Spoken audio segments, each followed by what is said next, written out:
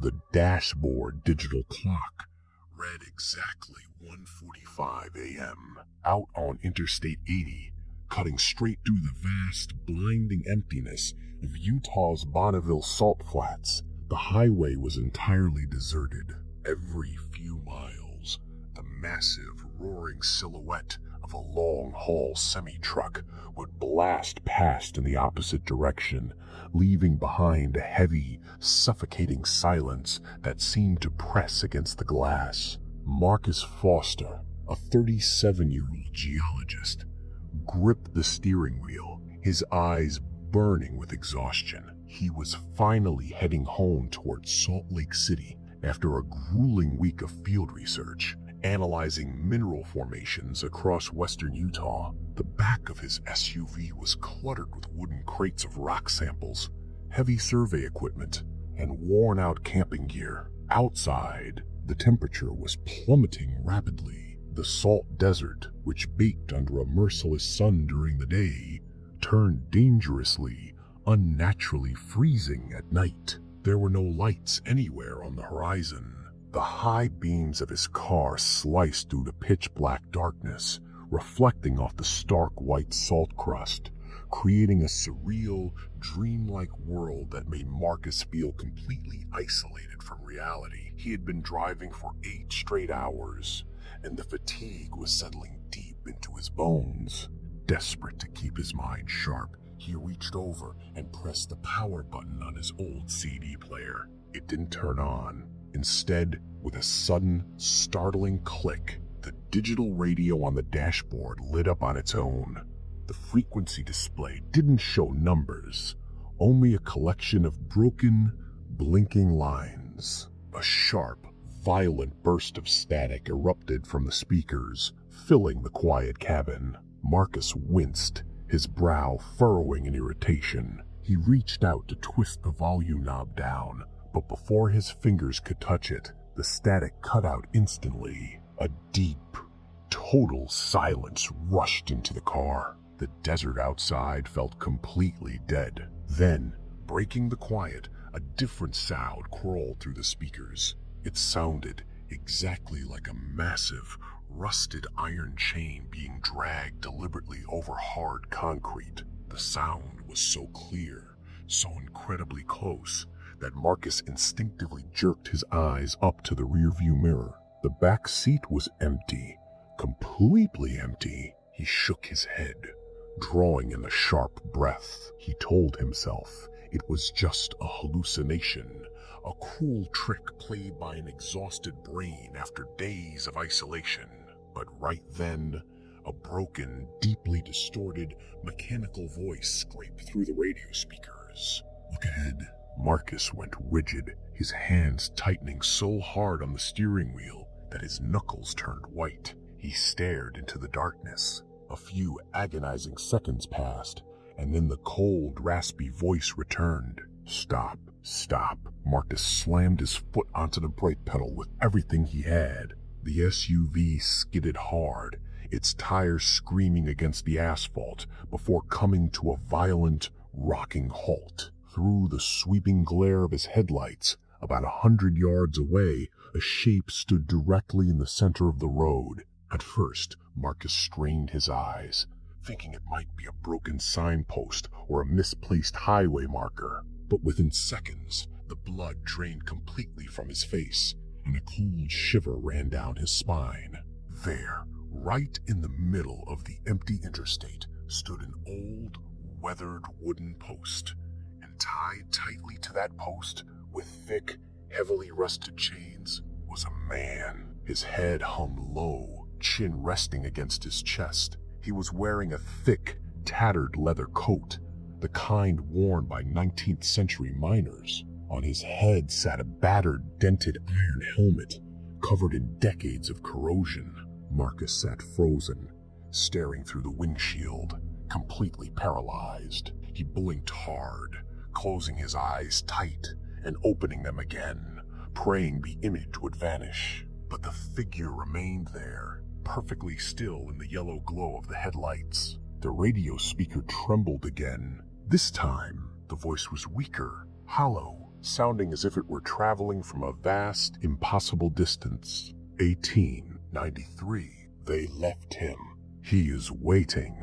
Marcus felt his throat go completely dry, his tongue thick. He wasn't a historian, but his work required him to know the land, and he was well aware of the old, abandoned mining districts scattered across western Utah. In the late 1800s, hundreds of hopeful miners had ventured into this barren wilderness seeking gold and silver, and many had vanished without a trace into the quiet isolation of the desert. Suddenly, the figure ahead began to move. It lifted its head, slowly, deliberately. The harsh yellow glare of the high beams fell directly upon its face. There was no skin. There was no flesh. It was a dried, blackened skull, and from the hollow, empty sockets of its eyes, two pale yellowish phosphorus lights flickered to life, burning with a strange, unnatural glow. The chains wrapped around the post rattled heavily. Marcus's hands began to shake uncontrollably. Right at that moment, the SUV's GPS screen blinked rapidly on its own, casting a bright blue light into the cabin. On the digital map, a bright red dot began to flash rhythmically, located exactly half a mile away from the main highway, out in the open salt flats. There was no road leading to it. There was no name. There were only raw, unmapped geographical coordinates. The raspy voice dragged itself out of the radio once more. What he hid is still out there. For a single fleeting second, a dangerous thought flashed through Marcus's mind. A spark of human greed. Was there actually a lost treasure out there? An undiscovered fortune buried in the salt? But a second later, survival instinct kicked in, shattering the illusion. He knew the unwritten rule of the desert. If you want to survive out here, you don't break the order of things. You don't take what doesn't belong to you. He quickly slammed the gear shift into reverse. The tires slipped slightly on the loose salt on the edge of the asphalt. But as the car began to roll back, Marcus realized with a jolt of pure terror that the figure was no longer tied to the wooden post. It was walking. It was moving straight down the middle of the lane, coming directly toward his car. It dragged those heavy, massive iron chains behind it, scraping them forcefully against the hard ground. The radio didn't speak words this time.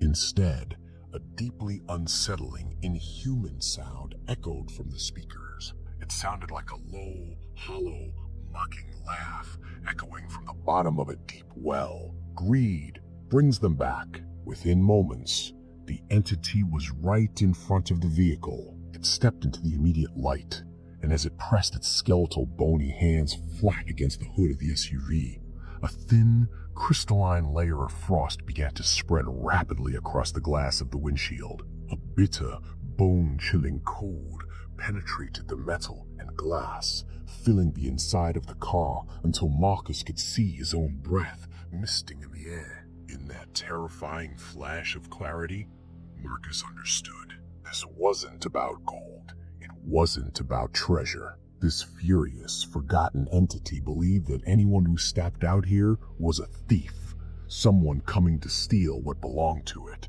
Panicking, Marcus reached blindly into the passenger seat, tearing open his backpack. His fingers wrapped around a rock sample he had collected a few days prior from an old mining site.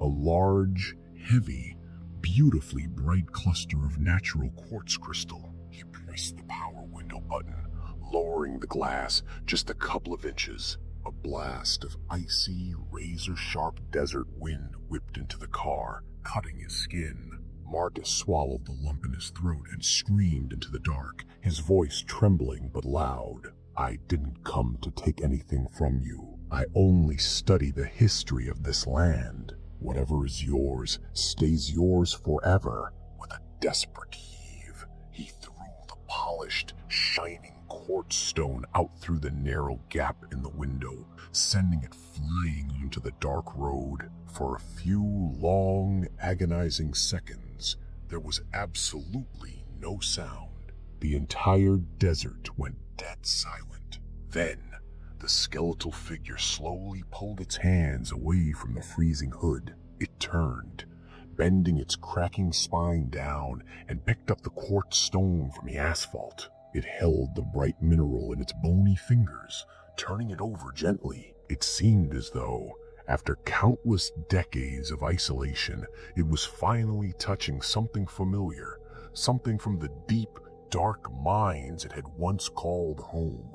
The yellow phosphorus glow in its empty eye sockets began to dim, softening until it faded away completely. The harsh static on the radio died out, replaced by absolute quiet. A violent, sudden dust storm swept across the highway, throwing white salt and dirt against the car. Marcus instinctively closed his eyes tight, shielding his face. A moment later, he opened them.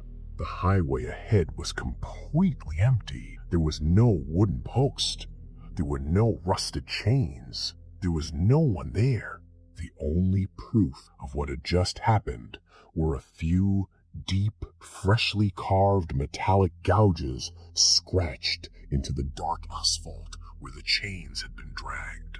The SUV's engine suddenly roared back to life, its idle smoothing out. The radio screen blinked, and the familiar, warm broadcast of a local Salt Lake City FM station filled the car. Marcus didn't wait a single second. He slammed his foot on the gas pedal, accelerating to the absolute limit, racing away into the dark as the very first hints of a golden dawn began to bleed over the horizon. The next morning, safely back at his laboratory, Marcus sat at his desk and checked the vehicle's GPS system. The strange, unmapped coordinates from the night before were still saved in the recent destination history. He stared at the flashing red numbers for a long time, the weight of the desert pressing on his mind. Then, letting out a slow, heavy sigh, he pressed the button and deleted them permanently. Years passed after that night. Marcus changed his research routes, ensuring he never, under any circumstance, drove down that isolated stretch of Interstate 80 near Bonneville again.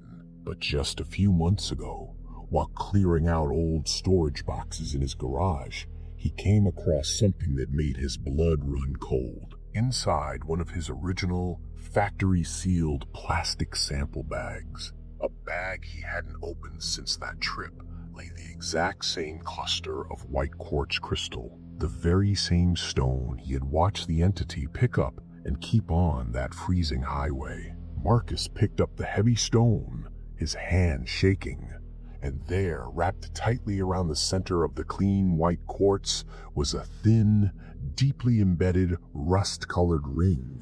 It was a permanent stain, looking exactly as if a heavy iron chain had been wrapped around it, grinding against the stone for 100 years.